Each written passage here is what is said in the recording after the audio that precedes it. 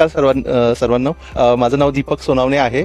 मी स्वतः mechanical engineer आहे. 1996 मध्ये माझी 12वी झाली.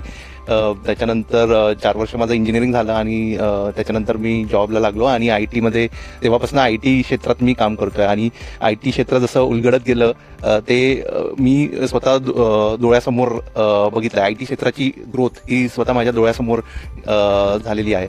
आणि एक मी सांगू शकतो की तुम्हाला आय टी क्षेत्रात जर पदार्पण करायचंय तर तुम्हाला जे सब्जेक्ट्स लागतात ते तुमचे एकदम कन्सेप्ट पासून तुमचे जर ते क्लिअर असले तर तुम्ही पुढे जाऊन कुठलाही विषय तुम्ही टॅकल करू शकतात, ते जर तुमचे कन्सेप्ट क्लिअर असले तर. आणि जसं मला समजतंय की इथे मी SMK सरांकडे आज आलो आणि तिथे त्यांनी ज्या पद्धतीने शिकवलं, सांगितलं, एक्सप्लेन केलं ते खूप मला आवडलंय. आणि ज्या पद्धतीने त्यांनी सांगितलं की कसे आपण ट्रिक्स वापरू शकतो आणि फॉर्म्युलेज वापरू शकतो आणि त्या हिशोबाने आपण आपले सम्स सॉल्व्ह करू शकतो, ते डेफिनेटली माझ्या मुलीला यूज होणार आहे. माझी मुलगी आज 12वीत आहे आणि या पाषाण एरियामध्ये मी 2 वर्ष झाले ॲक्च्युली क्लासेस सर्च करतोय, चांगले क्लासेस, उत्कृष्ट क्लासेस सर्च करतोय.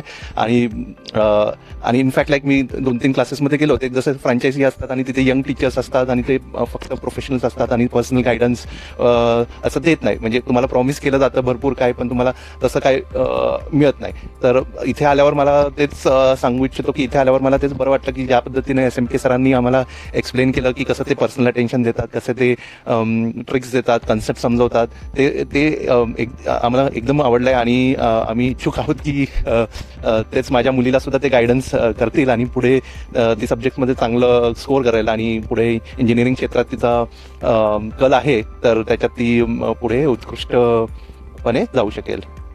Thank you sir.